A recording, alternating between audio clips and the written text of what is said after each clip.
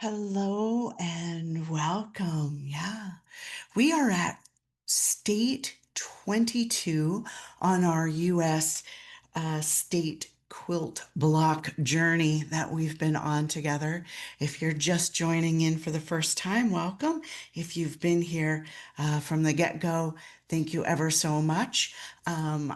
I am just loving where this project is going, and I can't wait to see as we round around the half mark what this whole vision is going to look like. Super excited. So, anyway, this week we are headed to New Hampshire.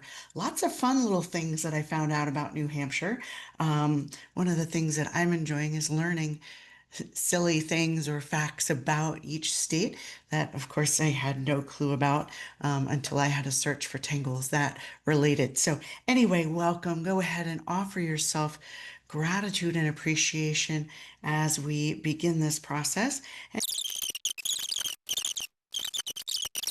This week, we're going to be measuring the inside and adding a little hash mark at 1 and 1/16. So each inch and 1/16, we're going to lay a little hash mark, and then we're going to connect those side to side, stopping as we get to that border line.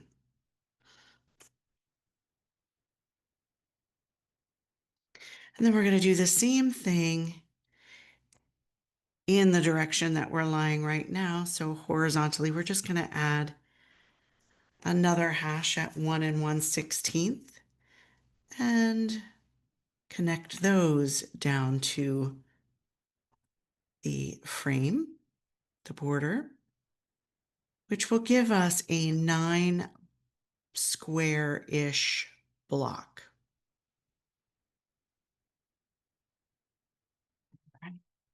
So now that we have these 9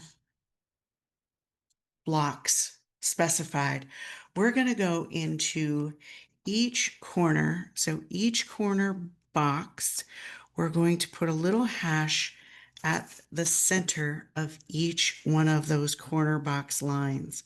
So it's just over, it's like the space between the half-inch mark, because it's just over 1 inch. So just adding a little half divider hash mark on each corner box. We're going to do that in each corner, all 4 sides. So while we create this border, I'm just going to share a few little facts that I opted to not use in the tangling of this, but just fun things to note. So New Hampshire is known as the Granite State, which I thought for sure I'd be able to find some kind of granite tangle, but I didn't. So we just now know that New Hampshire is the Granite State. One thing about New Hampshire is they have a lot of state facts to pick from. I think actually there were 23 or something. Some states I found have 6, designated states, something or others. But I think I recall counting 23 different state designated like fruits and birds and animals and whatnot of New Hampshire, which was kind of intriguing. Okay, let me pause there while we work on these hash marks. So as we well know through this journey, setting up our block is the most intricate part of all of this. Yeah. So just bear with us as we go through this. So by default of what we've just done, we have 4 hashes on each corner block. Let me blow that up so you can see. We have 4 hash marks on each corner block. And we have 2 by default of in the middle. Okay, so we're going to take each corner and connect those hash marks to create this diamond inside of that corner block. So we're going to have this diamond shape in each corner.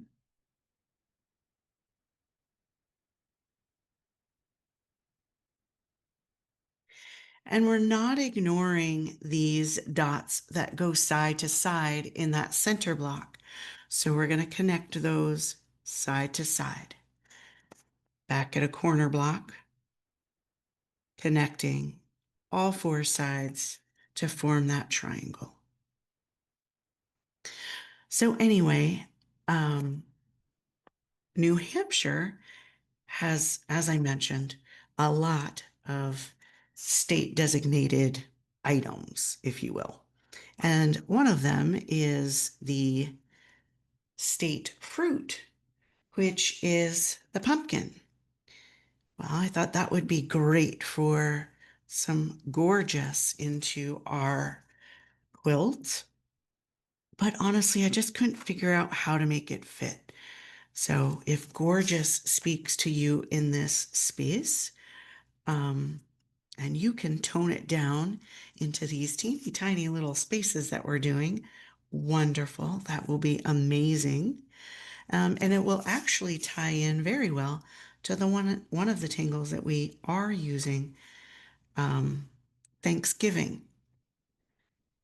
So Thanksgiving is a translated tangle, I believe, from German or from German.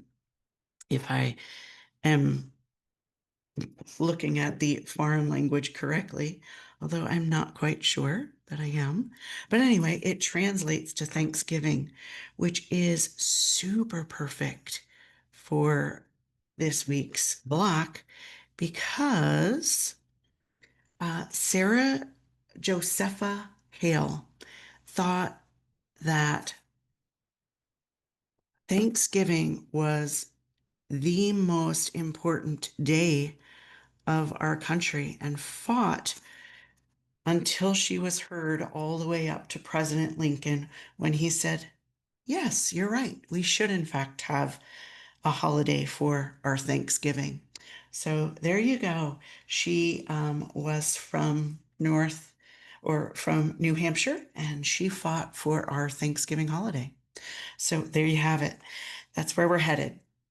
Okay, we've got this beautiful string. I really love this string for this block all set up.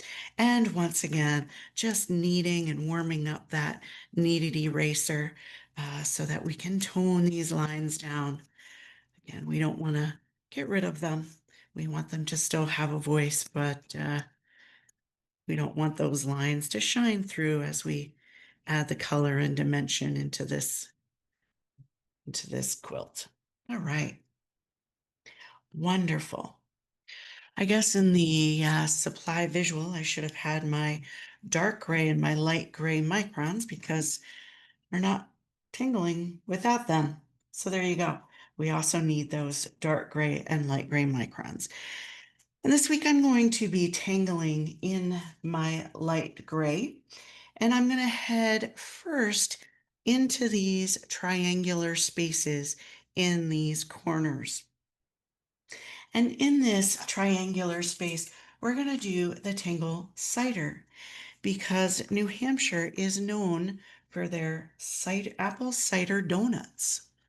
So here we go. We're going to offer some cider into our quilt block. We're going to do a little variation as usual so that it kind of works into the space that we have. But here we have this triangular space. I'm going to arch from the pinch where that diamond lays on our border line, and I'm going to arch in this kind of half rice shape down into the corner of that block. And I'm going to do the same thing to the right side. And now that I've added those kind of rice shapes that are laying into that space, I'm going to go back to that left corner and I'm going to pull down and rest maybe about a third-ish of the way up on that right rice shape. And then I'm going to do the same thing and mirror that on the right side. And this time I'm going to cross over and rest again about a third of the way-ish up on that left rice shape. And then I'm going to connect these shallowly arching from side to side to try to stay away from the inside of this square here on the diamond shape on the inside, because it's a whole other piece of material. And then right in the valley, I'm going to add a little orb, and I'm going to color that in. I'm going to leave just a little sparkle in there. But other than that, just coloring that in and adding a little drama. So there's our cider.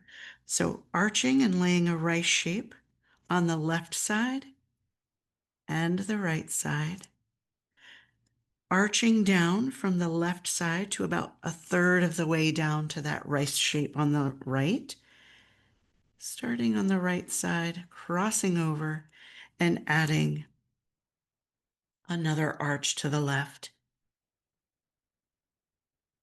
Tucking that orb into that valley, and then shallowly crossing over the top to create that little arch. I'm actually just going to go ahead and ink those little white spaces in behind just to kind of fill up that space. That's a choice. So allow yourself this moment to find the repetition as we begin just filling each one of those little triangular spaces in, one triangle at a time, one cider at a time.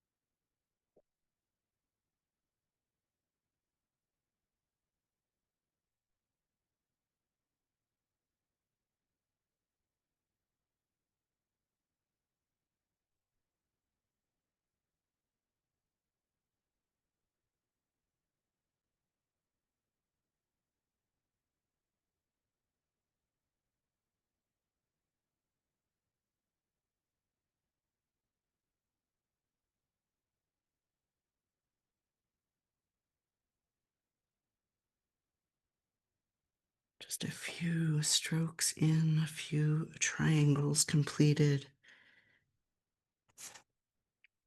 Check in on that heartbeat, that breath.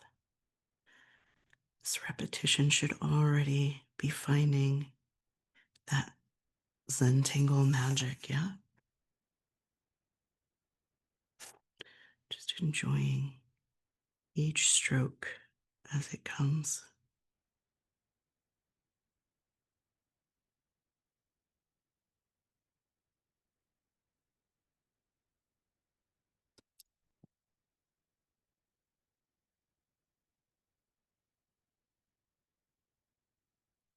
I've never had an apple cider donut, but I was recently with a friend that purchased some, not in New Hampshire, but I'm intrigued.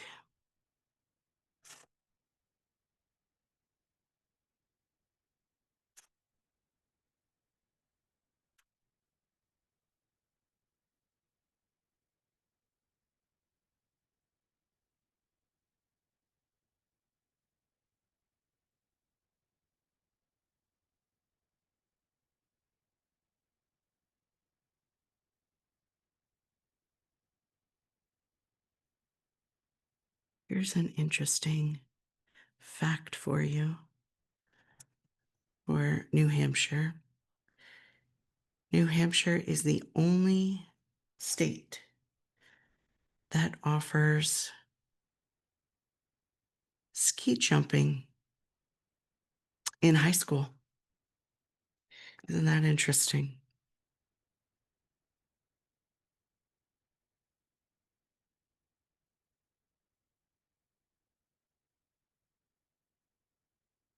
Know that because I wrote it down thinking, oh, there's got to be, some kind of angled tangle or something that's called ski jump. But again, nope. So there we have it. We have those beautiful cider tangles representing our apple cider donuts in New Hampshire. Yeah, very cool. So we're going to head to these triangular or these diamond shapes next. And interesting, we're going to head to the Tangle Wind Farm because New Hampshire is the location of the very first wind farm. So super cool. We're going to use these diamond shapes, and wind farm starts like this. It's almost a variation of hullabah or just a fun way to express hullabah. So it begins with a three-armed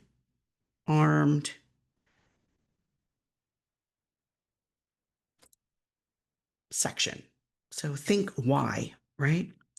And then you're going to aura each side of that Y one time. So each line is going to get aura'd one time on both sides.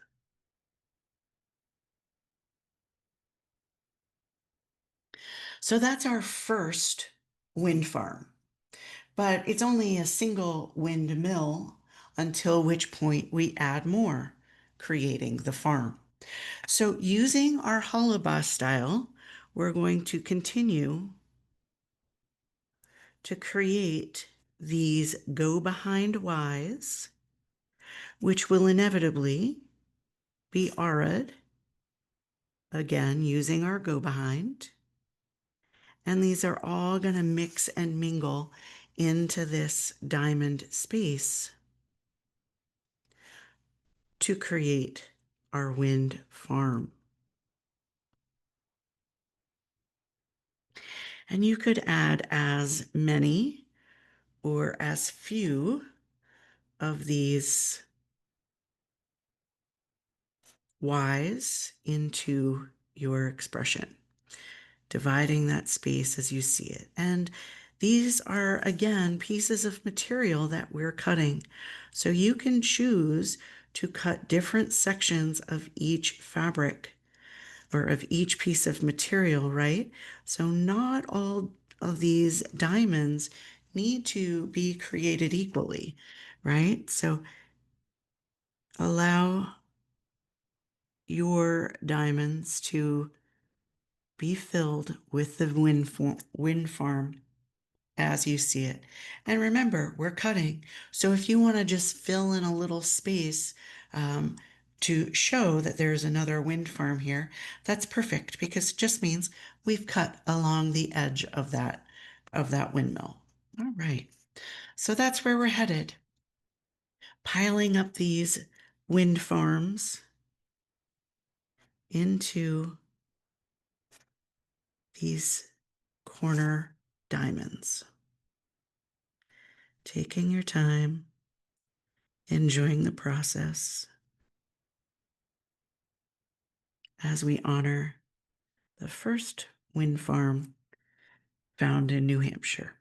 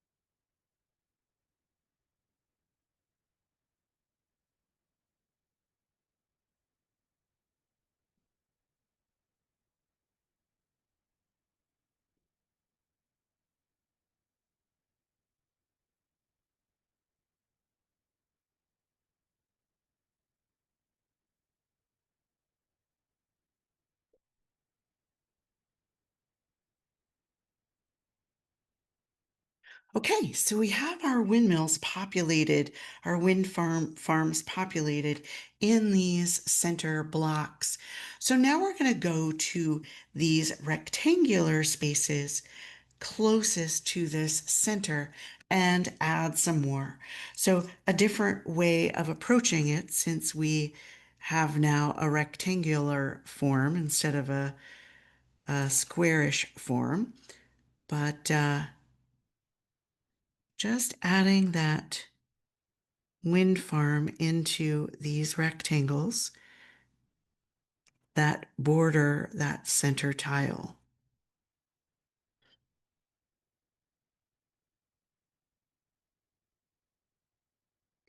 Only doing the top. That bottom one is going to get our Thanksgiving tangle. Again, it would have been so perfect if we could have offered that pumpkin or that gorgeous tangle. So I would love to see if any of you end up doing that. Um, but my gorgeous just tend to grow exponentially and get away from me, and I really couldn't figure out how to tone that flow down. So I moved on away from that visual.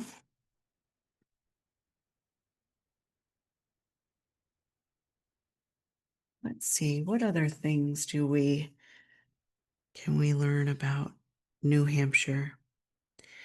Its state color is resolution blue, and I tried at all costs to avoid another blue tile this week, so I didn't use the state color as an option. Um, oh, here's another one.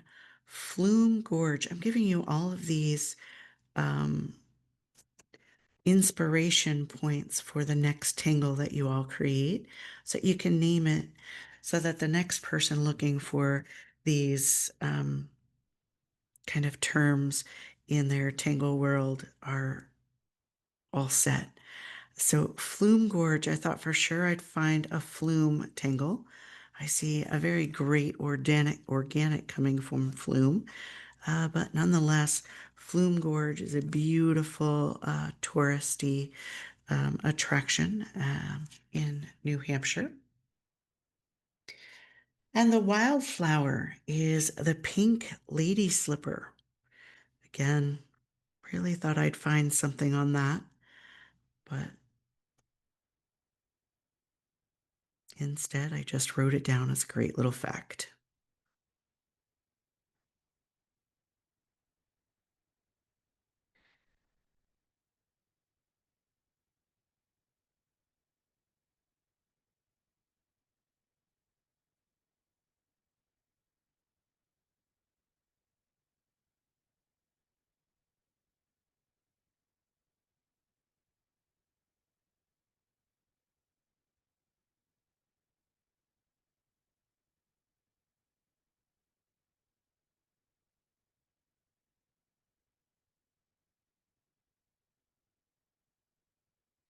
So this is more of like a structured hullabah, having to build each one of these forms first before we begin. But I love the outcome of it.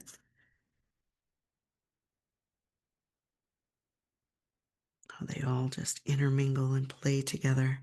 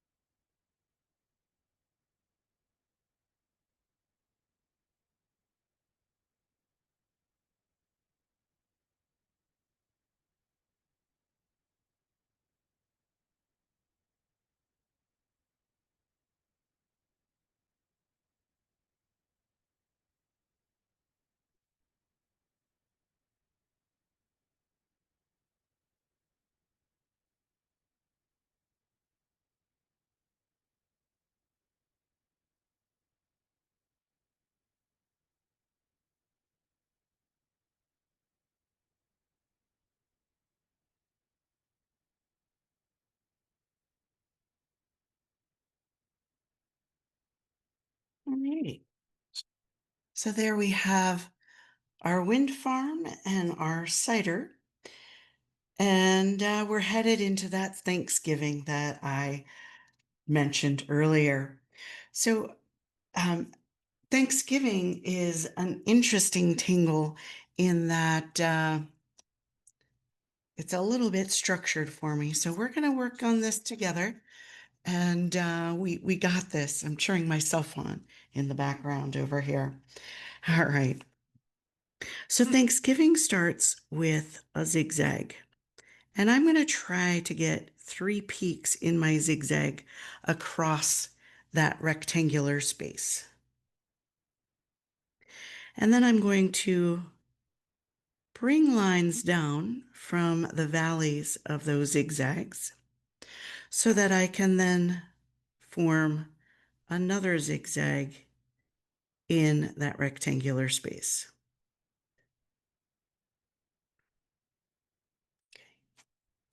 So now that I have that structure, I'm going to add an arch in from corner to corner on the top. So I'm going to arch down below the top. So once we have those arches that go across the top, I'm going to turn my tile upside down. And from the pinch or the peak at the top now, I'm going to add a rice shape on either side that kind of curtains to the left and right of that space. And I'm going to do that in each one of those spaces. Now, if this was a larger block, which you're going to see in here, we would arch and connect these together, and there'd be like a little braid in here. But that's okay. Let's go to the next rectangular box, and you're going to see all of that again come together in here. So we're going to start with those 3 zigzagged peaks right across the top. Pull down a line from the valley, and then zigzag in the opposite direction down below. So once again, we're going to arch from corner to corner across that triangle. And then we're going to turn our tile and add that half rice shape from the pinch of the top down to both sides.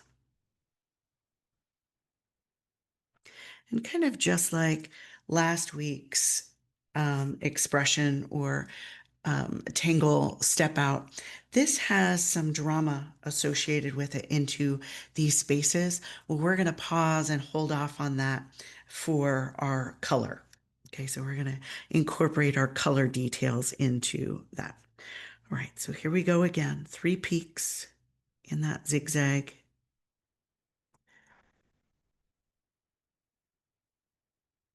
Adding those lines and then zigzagging across again. Arching across the top. Turning our tile and adding those curtains or those half rice shapes off to the left and the right.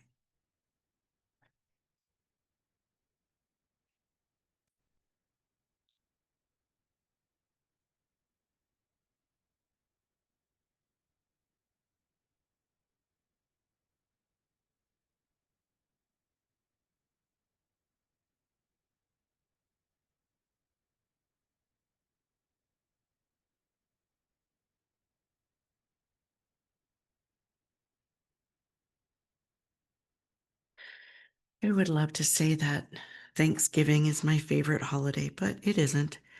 I'm a Christmas lover for all the magic that happens at Christmas, but I do love some quality family time and good food, so that works as well. So I'll take Thanksgiving, and I'm grateful that there is, in fact, a Thanksgiving holiday that we can celebrate. So thank you, Sarah.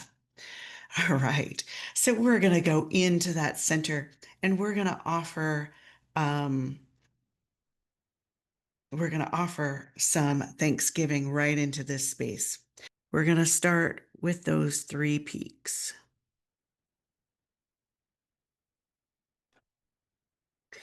And then from those 3 peaks, we're going to bring our legs down. And we're going to add another zigzag across the bottom, connecting those legs. Then we're going to once again pull some legs down from the valley of the zigzag before, connecting those legs with another round of zigzags and doing what you can see. So here we go. We're going to connect these arches point to point across the bottom. And now that we have another row, we're going to do the same thing across the top. So we're going to add that arch from corner to corner or pinch to pinch across the top. So we get this beautiful braid happening here, right? So now I'm going to go up to the top, and this is where I'm going to add those curtains. So here's my arch at the bottom, and we're going to go to the peak at the top and add those half rice shapes or those curtains at the top.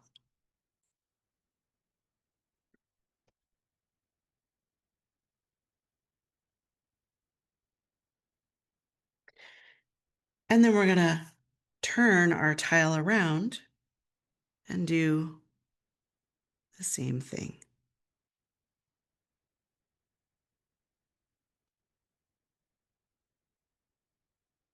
All right, so there we have our Thanksgiving. I really love that tangle. I'm not gonna lie, it took me a little bit to kind of figure that out and break it down. Again, a little bit structured for my brain, but so worth learning for how this all came to be. Yeah. So we're headed to our coloring at this point, adding our color. And we now have many, many, many different options to go ahead and add that color into the mix. So I'm going to start with those tiny cider sections, those little triangular sections. And because they're so small, I want to keep them kind of muted and toned down so that they don't get lost or the tangling doesn't get lost. I want it to have a voice. So I am going to use my palette to start off on those little cider expressions. So I'm using my blender with that 755. And I'm just picking some ink up on my blender and then going into my tile to offer the palette with my blender.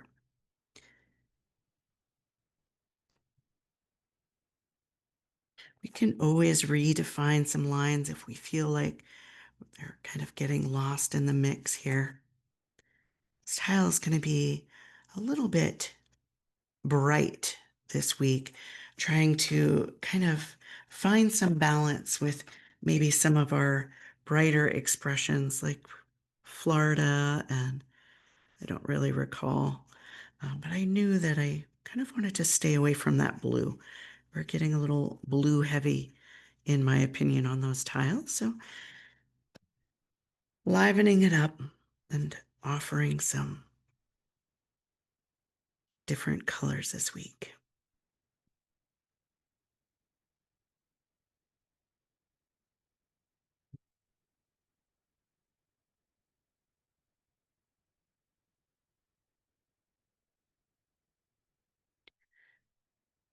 As always, I'm not at all concerned about making this color flat and uniform. I'm loving the textures that happen naturally through this process, and I'm not going to go in and try to correct it. I actually may go in and try to slop it up a bit more so it's not so uniform, right?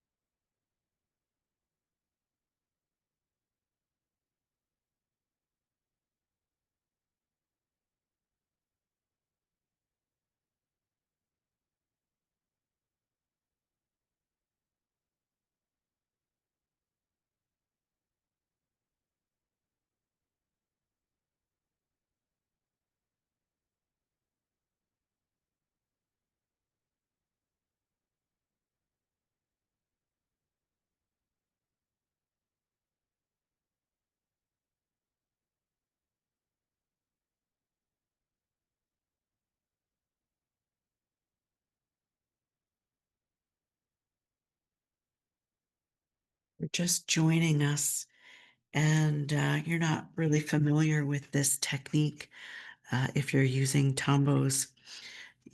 If you're pilling that tile underneath your blender, it means you're either pushing too hard on that blender and not letting it work for you, or your blender is too dry and you should grab another juicier, juicier blender.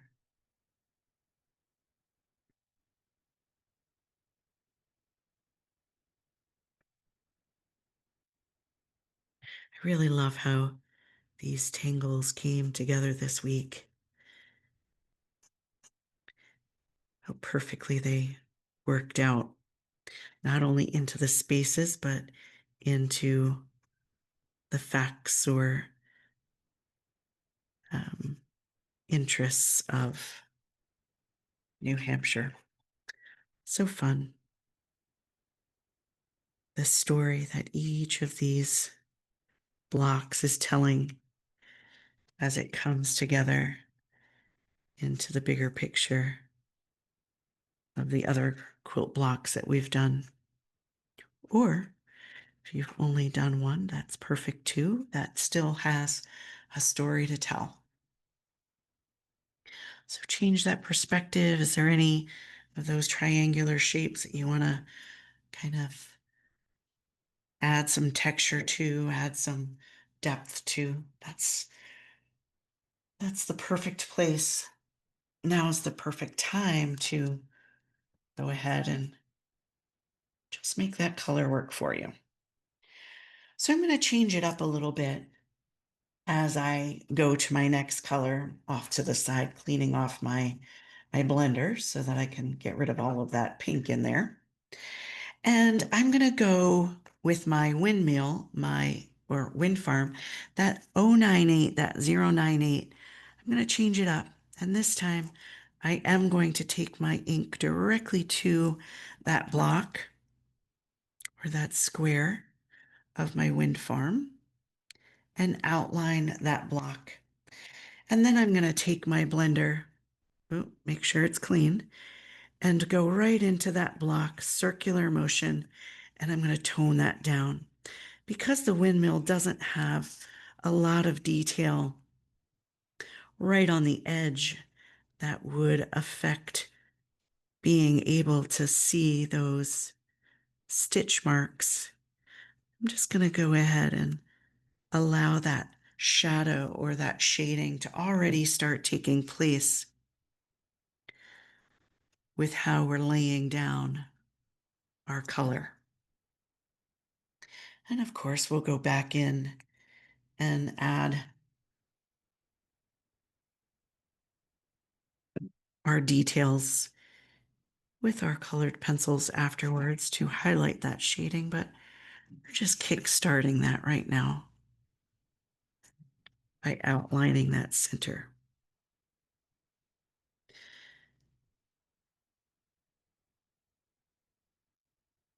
As always, if at any time I ask you to do something and it just doesn't speak to you, by all means, allow your creative voice to be heard.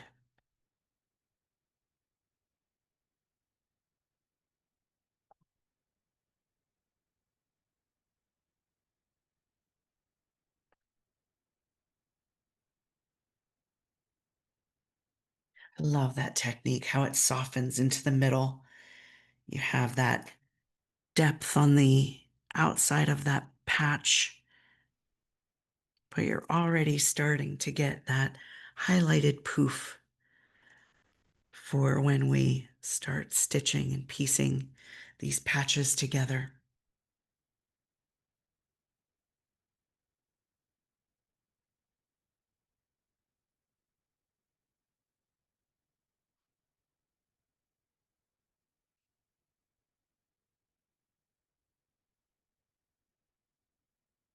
Circular motion tones those harsh straight lines that we've added to the side.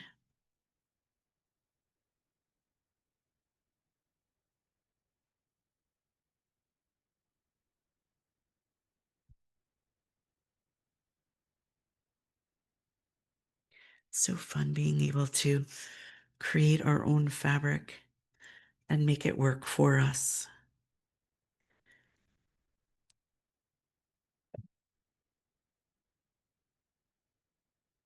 Assuming that there's a way for real quilters to do the same, which would be super fun and personable as you create a gift or an heirloom, right? That would be awesome. Okay. So I'm going to use this same green color into all of those windmill spaces, and I'm going to use the same technique of outlining to achieve that goal of depth around those edges and softness to the inside.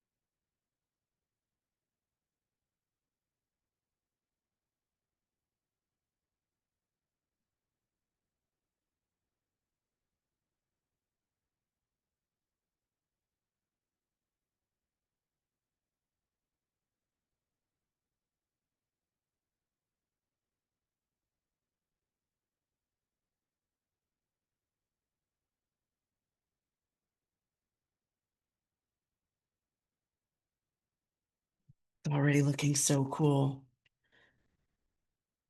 We have that orange for our Thanksgiving tangle, that 933. I kind of wanted to keep the brightness, honor the holiday, a lot of orange happening in there. And I'm going to do the same thing. I'm going to outline that Thanksgiving as well. But this time, as I outline it, I'm also going to add directly underneath those rice shapes some direct color as well.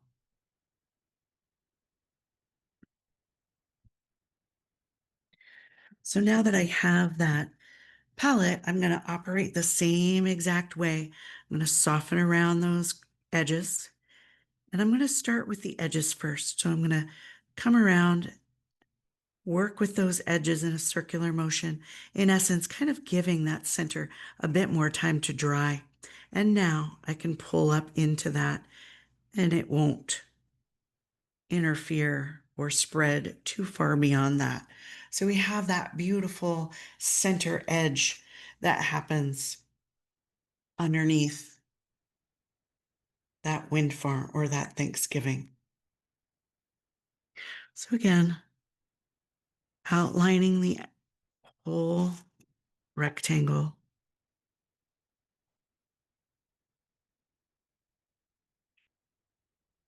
And then that space underneath the curtains or those rice shapes on the top.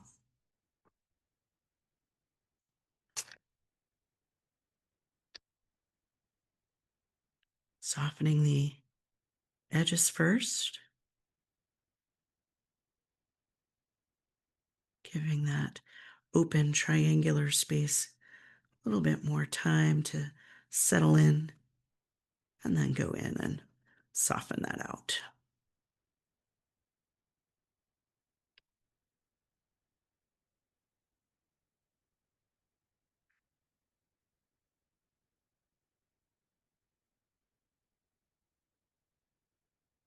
Just so versatile how you can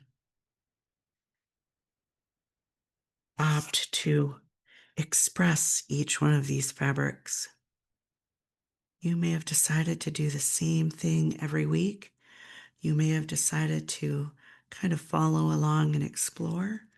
You may have decided to grab a completely different medium every single week. That's okay because it's all different fabric, right? It all works out. So, really, really, really excited to see how these are coming together on the back end.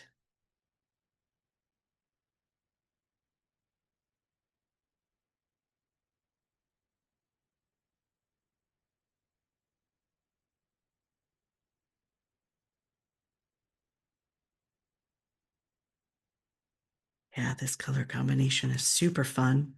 It'll bring some pop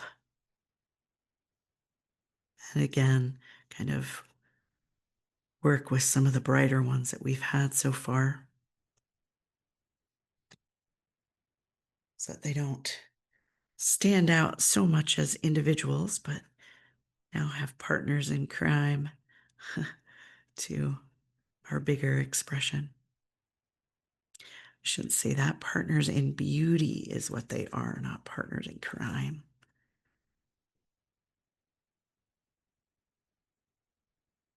And I'm going to do the same exact thing to that inside. You just have a couple more layers of those inside triangular spaces to work on.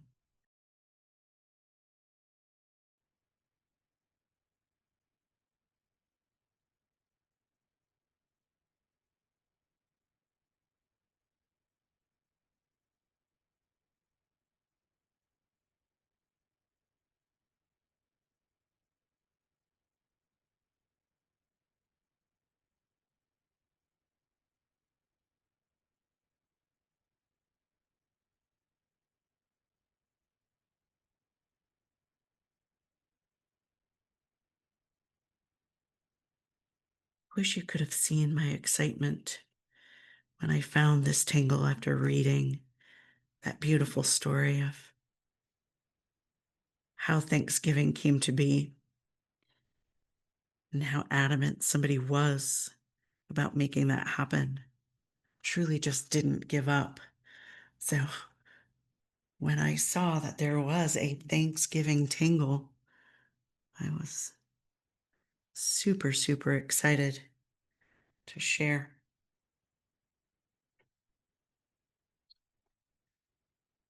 Oh man, pull that tile out at arm's length. Ooh, ah, what a beautifully festive tile we have happening right here um, for our New Hampshire. Yikes, so awesome. All right, heading to our borders. I'm going to go to my green just because the green doesn't really touch the outside border, and I'm going to go direct with that green all the way across that border.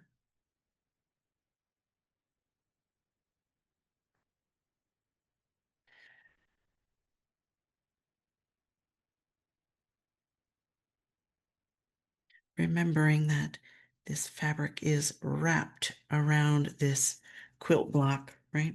We're working with material, we're not working with paper. So when you have your border all inked up on the front, make sure you pick that up and get rid of those deckled paper edges that we're working with on the tiles. Because when you lay your blocks out all together, maybe it's just me, maybe I have a little hang up, but all I see are those white deckled edges shining through. So I just like to pick it up, take my ink along that deckled edge and take care of that.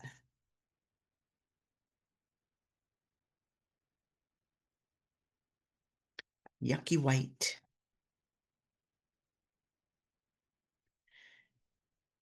All right. So choices. Do we want orange or pink into those corners? And I think I'm going to pull, I want to say pink, just because pink is the only color out there, really. I kid, I kid. Um, yeah, I'm going to go for it. I'm going to go for that pinky color into into the corners. Of course, choices, right? You could have done the pink on the large sections and added green into the corners or whatever. You could be working in a color palette of purples and blues. So, perfect. Whatever you have, whatever speaks to you is exactly what you should be doing. So definitely a moment to pause and ooh and ah. Yeah, here's New Hampshire all colored up. But we have one more thing to do. We have to stitch all of these patches up to create that quilt block. So with our dark gray, that number 44, we're going to go ahead and just start stitching each one of those patches. Slow, deliberate, staccato lines. Sewing each one of these patches together to create one quilt block.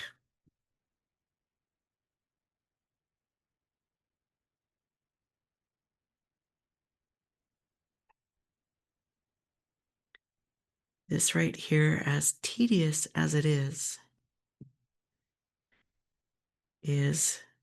what brings it all together, what kicks it up a notch and makes it something more than just a Zia.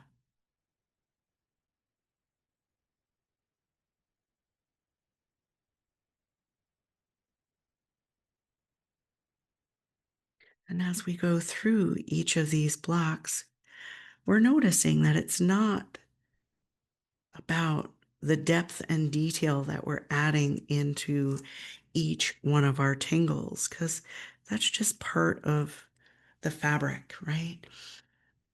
What we're ultimately looking for is beautiful fabric designed with tangles that represent each state and tell a story within the block.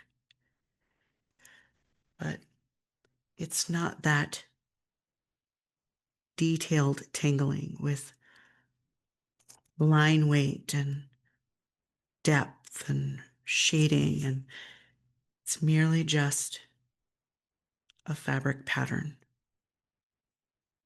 to complete the vision of each state. And what a beautiful vision it is. It's been quite the journey.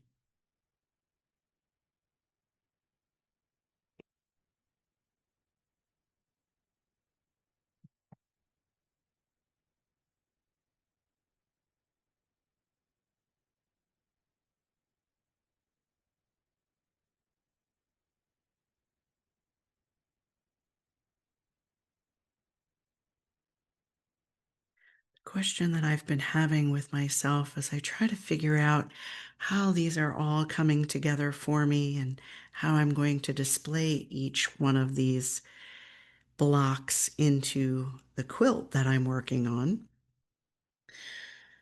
I'm wondering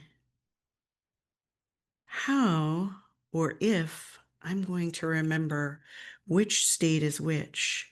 I know that I put a lot of love into each state. I know that each tangle represents the state that I was working on. But am I going to really be able to decipher and remember once they're all done, all put together in one big masterpiece? Probably thinking not. So, in which case, do I label them? Do I, separate them and kind of leave a little label on the side or underneath each one of the blocks? Good questions. I don't have answers to yet.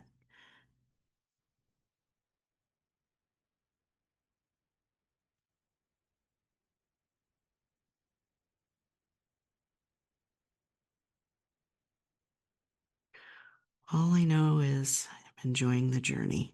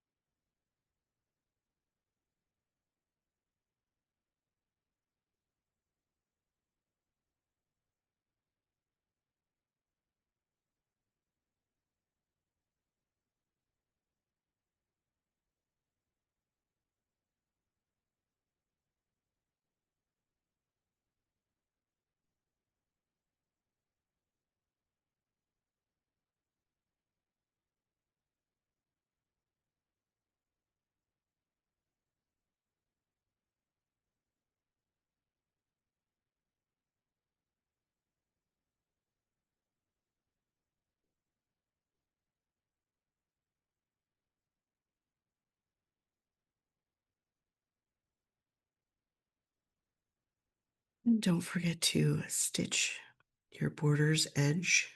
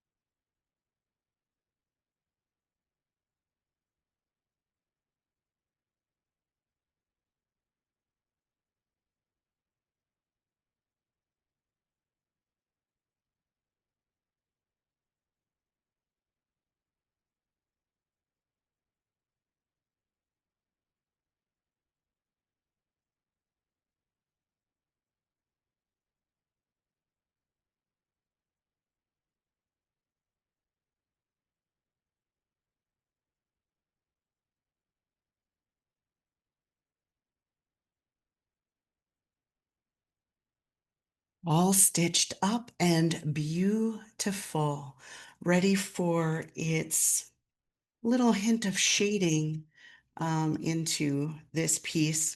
So I have that magenta 930, 1098, that artichoke, and cadmium orange hue of 118 for the colors that I've selected this week. So I'll just start with my Thanksgiving, that orange. And we already have a bit of that definition, a bit of that pinch and poof by the way we laid our color down this week. So I'm just going to go right around that stitching, tight against that stitching, circular motion, and just enhance that depth of that outline. So we have that shadow, that depth, that poof where that needle is coming in and out of these layers of material, creating that beautiful little highlighted poof right to the center of each one of these patches. So each patch stitched together individually to each other, creating this beautiful pucker of definition along the outside and that beautiful highlight and poof to that material to the center. Such a subtle way of adding some depth. I'm going to go to that artichoke and do my green. Such a subtle way, but it's just enough. It just pulls that whole thing together without offering, again, that detail to each tangle or to the over-unders or, how we would normally look at shading. But instead, we're rather just focusing on the patch and how it's coming together as a whole into that quilt. So if you don't think that what you're doing is working, look, take a pause, see where you've been and see where you've not been. And you can definitely notice that what you're doing definitely is offering that impact or exactly what we're looking for, that depth. Okay. It's always a good idea to, when you're working on something, um, pausing before you're completed, um, before you've completed that process, so you can see what it is you're doing, what it is you're offering to that piece. It's our why, right?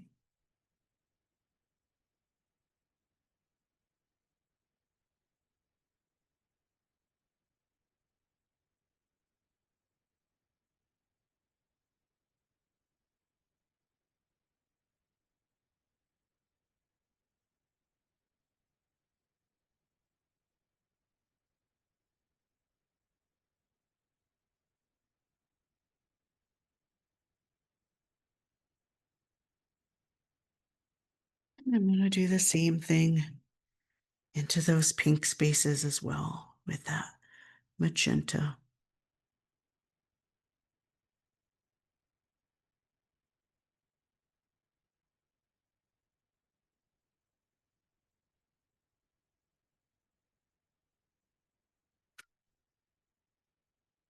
Keeping it tight. These spaces are so small that shading could get away from you and basically color the whole thing. So you want to keep those circular motions pretty tight so that you can still have that poof to the center.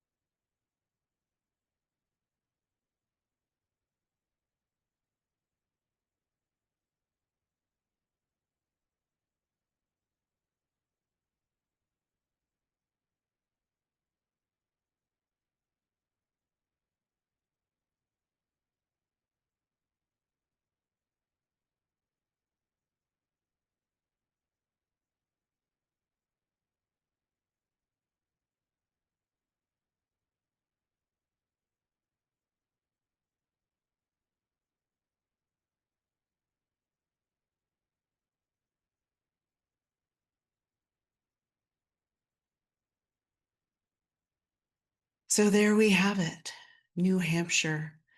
How beautiful. Go ahead and offer yourself gratitude and appreciation for allowing yourself this creative time. Sign your piece so that um, you can own this piece proudly. And thank you so much for joining me on this 50 state Zen Quilts block journey. I appreciate you. Until next time.